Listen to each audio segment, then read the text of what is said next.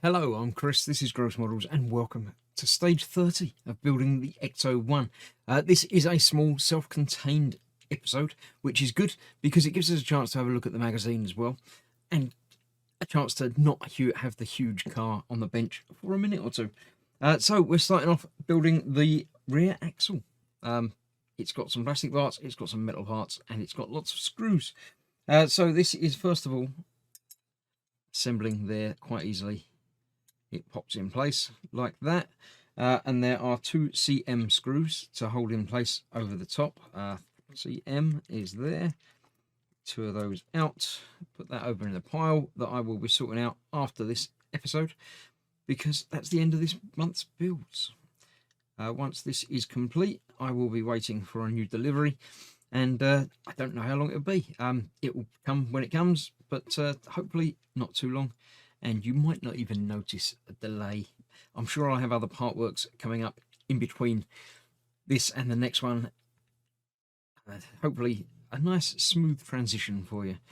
So yeah, there we go. Let's get that on there.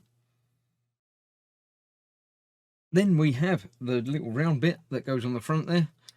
I don't know, it's part of the differential gearbox, and that's held in place with an IP screw, like that one there.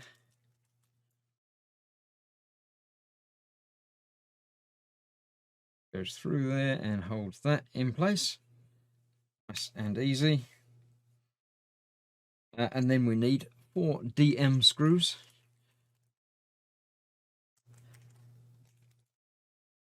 to hold the front part on there. Again, it's 2 pins, 4 screw holes. Doesn't matter, it might matter which way up it goes. Let's have a look and see. Yeah, that bit's going to be, according to the picture, that way up. Actually, the pins are different sizes, so it will only go one way. That's nice, nicely thought out. So we'll get a screw through each of these 4 holes, and then tighten them all down. I would assume that the next month's deliveries will be containing at least one more wheel, because when we fitted this to the car itself, we're going to want to put wheels on it.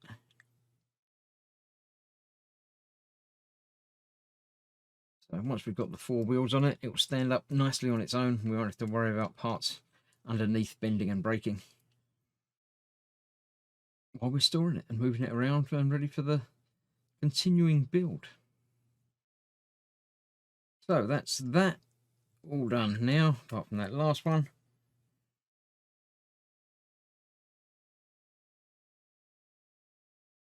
There we go. So that's the rear axle built. Then we've got 2 identical things to do. We've got to put L and R, get them the right way round. That one hasn't got anything on it, so I'm assuming maybe they're both exactly the same. I don't know. That's interesting. Are they the same? They appear to be the same on there. We've got a left and a right on there, although you're not going to be able to tell which one's which once they're assembled, because you're going to be putting this over the top of there. That's interesting. Does it say anything about that? It just says locate the first drum, place it on there, secure them together. Same method, secure them together. Okay. Yeah, that's intriguing. I can't tell. And these are in different positions. That's the trick. It goes off in one way or the other. I'm sure we'll be able to tell when we're putting it together which way round they have to be. So these obviously have to be the right way round as well. Do they only go one way round? That lines up with that one, and that one. If I turn it round, that lines up with that one. Also looks like it lines up as well. So no help at all on there. Are they equidistant? They do seem to be, because I can see through all of those 3 holes. Whichever way round I have it. Okay, so let's see if I can tell from the picture. It's got a hole that hole at the top going next to that bit. So there we go. That's how you know which way round it goes. Get it lined up as well. We can see where I'm getting it lined up now. There we go. Putting it in place and then turning it a little bit. So that's that. 3 screws will hold that in place, and 3 will hold the other one in place as well.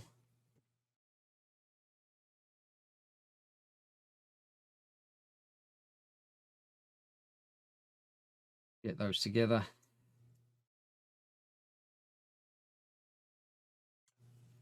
There we go. 1, 2, and 3. I'll do the other one, as I say, which is exactly the same, off camera. And once I've done this one, I shall clear the bench and bring on the magazine, so we'll have a look at that. So I'll get these tightened up, I'll get the other one done, and I shall see you in just a moment.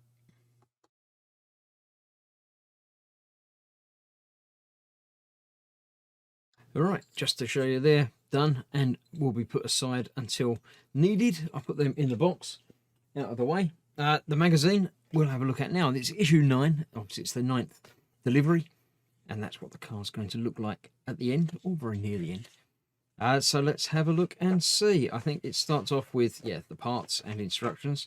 So we'll flick through those because you've already lived these. I've just done this bit, so you should know that bit by now.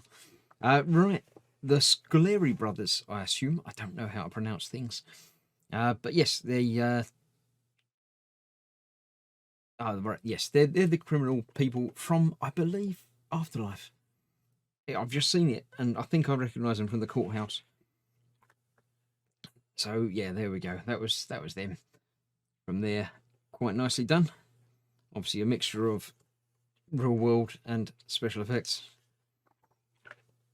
to end up looking like that. Not bad at all. Yeah, they got electrocuted. They didn't really look like that in real life, apparently. But there we go. Apparently, they're going to be much larger and less airborne, but I think they work quite well as they had them.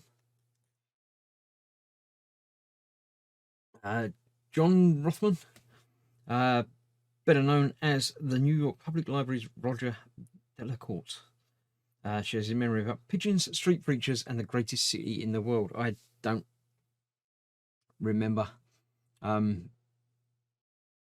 Yeah, he's probably just introduced them and took them down to find the floaty ghost woman.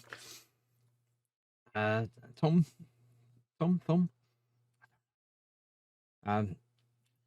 Sleepless Nights, Smiling Ghouls.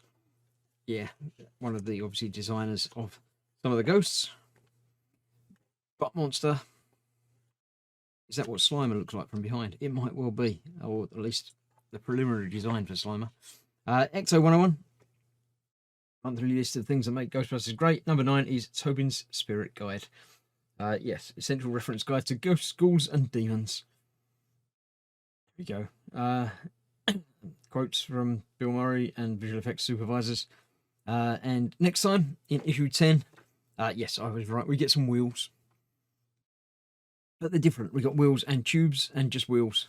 So yeah, this looks to be like the rear suspension as well. So yeah, that will be fitted, probably made and then fitted at a later date when we put all the wheels on. So that'd be quite good to get the wheels done. Hopefully installed as well. We'll find out in a month. Other than that, Rick Moranis is featured, and Vigo the Living Painting. Nice stuff. All good. This is what I've done this month. As you can see, they're the same but flipped. We put in the wall, and we've just done the rear axle. So thank you very much for joining me on this build of the 1/8 scale Ecto-1. I hope you're enjoying it. Do leave a comment. Let me know how you think I'm getting on. If I've missed anything, messed anything up. Should be doing something completely different. But other than that, we're getting there. We've done the front, haven't we? So at some point, it's going to start to come together. So yeah. Thank you very much. Stay safe. I shall see you very shortly for more. Bye-bye for now.